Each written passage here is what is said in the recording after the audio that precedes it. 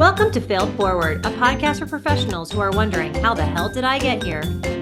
Join your host, Rachel Durkin, and me, Donna Miller, as we discuss the messy, bumpy, and often unattractive journey to success. After all, if it isn't hard to do, is it really worth doing?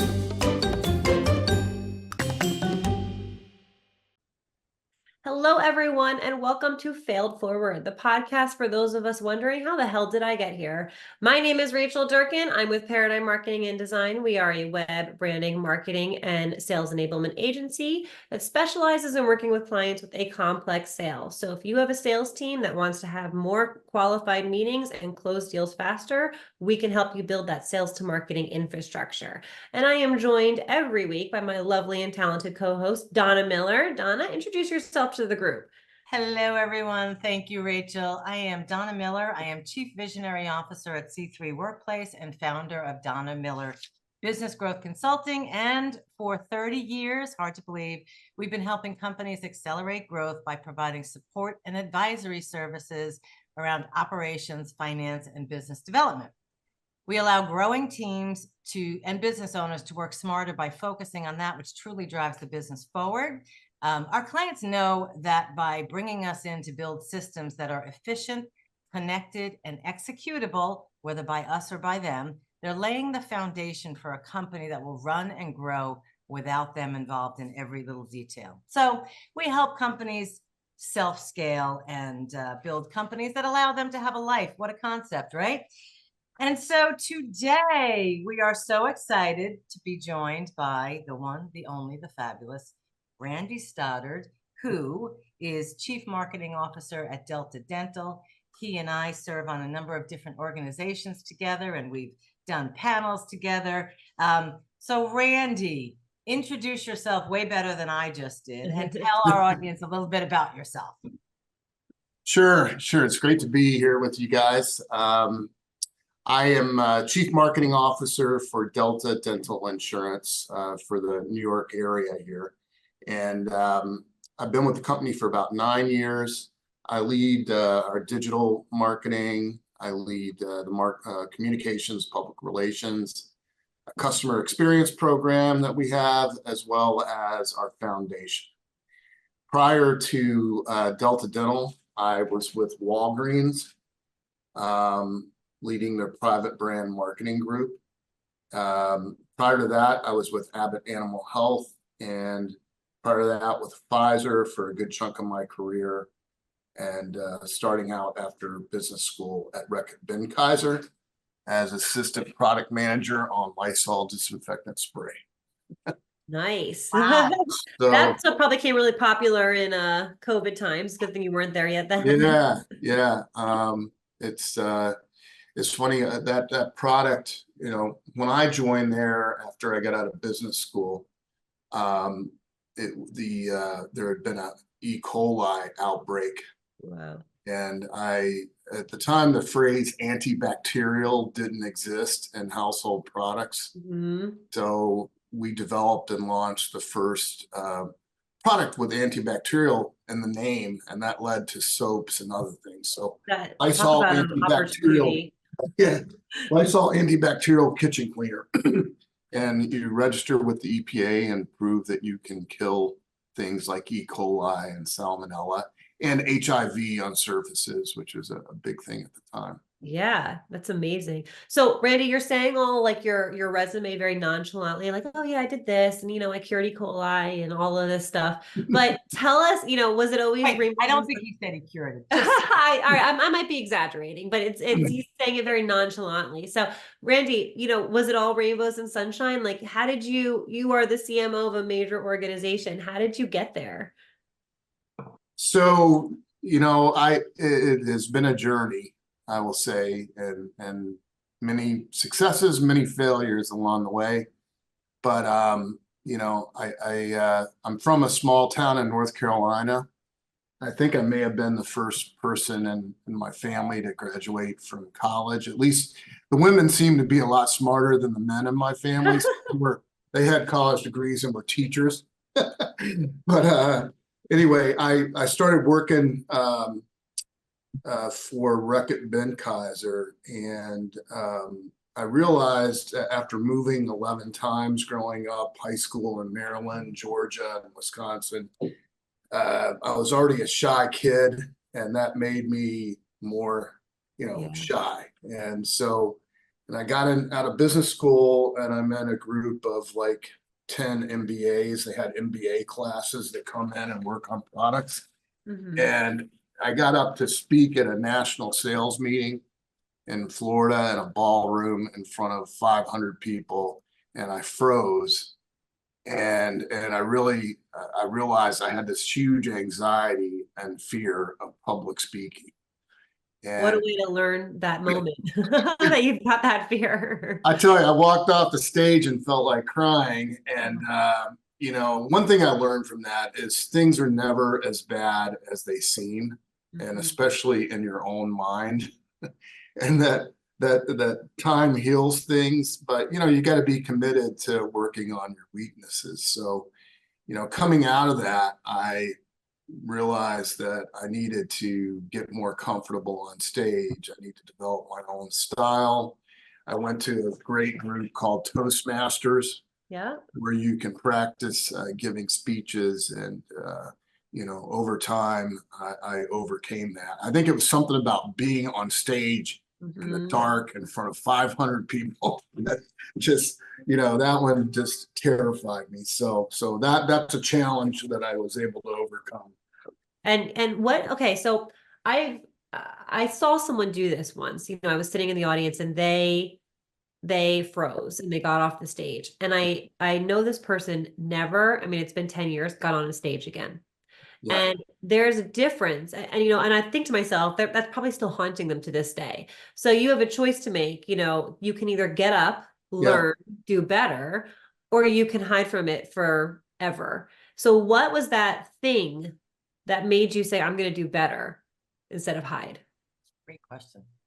I think I've always been growing up in all kinds of competitive sports, and I think it's just my drive to overcome and to not let something get in my way, and actually to try to be good at it, which people could debate that now. But with all that, I think you got to find your own style with speaking. It's one thing I learned. I'm not a podium speaker. I see people stand at podiums and they give the podium the death grip on each side, and I'm more of a walker Mhm. and a joker, and that's my style. And so I walk and I use my hands, and all that calms me down and makes me more comfortable. But you still went to the classes and you started learning and Yeah. you is it sought help? I saw help. It's clearly I'm Always, good at hey, the you know what? dictionary. Knowing when to ask for help Mhm. is really important. I And have 3 rules with my team for weaknesses. And so, and I do this every day for myself. So one is you can ignore it. I'm a terrible speller. I've given up on that. I've got copywriters who work for me. I use AI to help me with spelling. Like I'm never going to be in a spelling bee and I'm okay with it. You can build a team around you. I'm not that detail oriented. My COO was incredibly detail oriented. So we're a perfect pair. Or you have to work on it. You have to, I wasn't a good manager for a long time, and so I had to take training courses. And so knowing which weakness and what you're going to do about it consciously, I think is critical. And you had one where you had to work on it and you had to ask for help. That's awesome. Yeah. finding resources too is the other thing. It's huge. I had Well, never heard of recognizing you have a this. problem is step one. So good for you. Yeah. Yeah, So, I mean, I think, it's funny, as we've been recording these podcasts and we're talking about, failing forward, how the heck did I get here? I think the common theme that we see in people who have achieved a certain level of success is there is something inside all of us that hits that wall and gets up anyway and figures out a way to climb over, around, but not necessarily through the wall. So as you look back, Randy, talk to us like, what are the lessons that you've learned? What can we tell our audience? As you fail, how do you use that to create more success? So, I was thinking about this, and I could say at the time, one of the biggest disappointments in my life was when I was with Wyatt Consumer Healthcare, which is now Pfizer Consumer Healthcare. And I was in global business development, so licensing and acquisitions and merger, basically travel around the world looking for things that fit our strategy. And I was focused on nutrition. So Fidel Castro, fast forward, believe it or not, that's a part of my history. His regime had a team of scientists focused on monetizing their number one cash crop, which is sugarcane. And so from that, they found that an ingredient in sugarcane called polycosanol lowers cholesterol. And so we licensed that ingredient and figured out a way to put it in a delivery system. And in the pre-trial clinicals, it lowered LDL cholesterol by 20%, and you didn't need a prescription. It was going to be a dietary supplement. I was working for 3 years. It was going to be our first global launch, coming up with a global package design, something that could be a template that could be used in any country in the world, a global name, a global positioning, doing focus groups in Europe and Asia and everywhere. And we were about ready to, go to the next step and take it to market. And I was on vacation in Maui over Christmas one year, and I got a call that the clinical trials had failed. Oh, So, after spending 3 or 4 years of my life working on this, the question I had to figure out, too, was what was going to be next for me, because this had become like 100% my life. And so, stepping back from it, first thing was to do a post-mortem on what went wrong with the scientific team, and to figure out if we wanted to invest more in more clinical trials, which we did end up doing, and putting the commercialization process on hold because we didn't want to invest more money in it until we knew if it was going to work. And so kind of it put my career there at Pfizer on hold because I was kind of in limbo for almost a year. But, like I say, I think in business development, you learn a lot about failure. It's something I didn't know, but, so we had a licensing and acquisition team, a patent attorney, different kinds of scientists, and you would bring in ideas and you would pitch it to them, like on Shark Tank. And the goal was, only about 1 in 10 of these things would actually ever make it to market. But the goal was to get things to due diligence, so to get them in review. And so that taught me a lot about failure, leading into this polycosanol project. And during that time frame where I was in limbo, I was watching TV one night. We're always trying to figure out ways, like Centrum was $1 billion global franchise.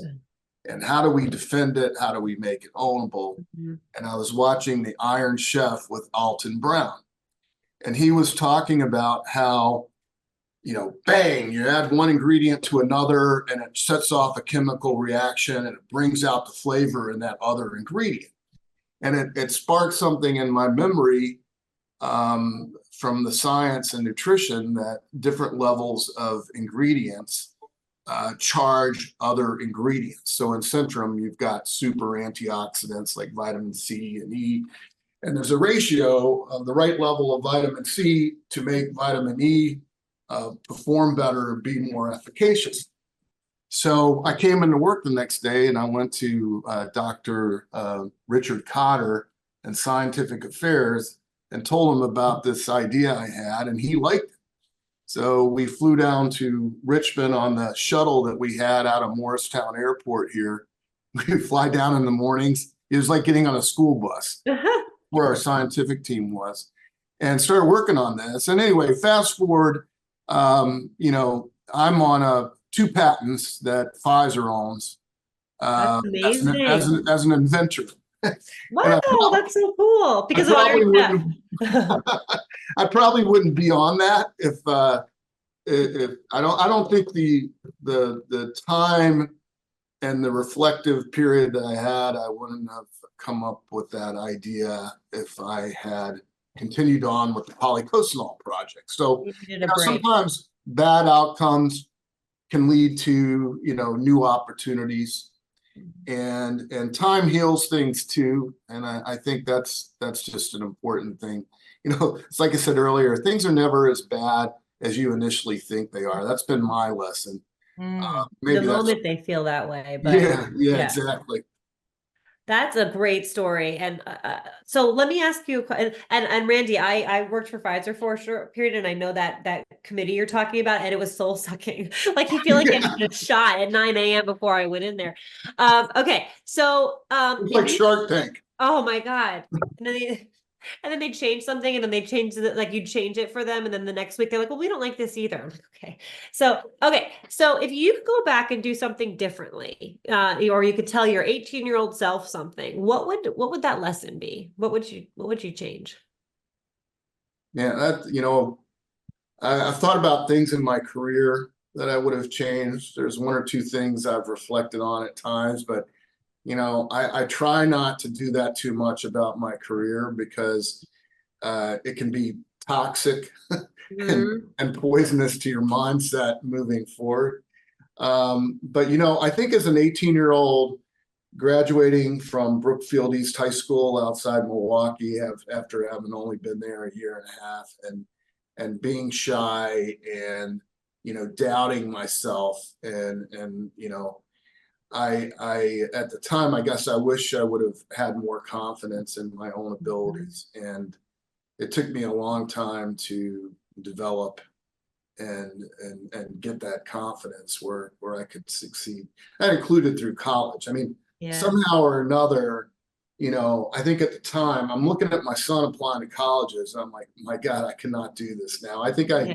I did my applications in crayon and pencil, and, and somehow I got it into Like Vanderbilt. Scotch tape close Yeah. the envelope. And I went to Vanderbilt, and I had a doubt in the back of my head about, man, these kids here are incredibly smart, and they went to country day school in St. Louis and all these private schools. I went to public school in Milwaukee. Am I good enough to be here? Can I compete, academically?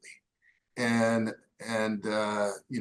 not having a lot of outside advice, as well.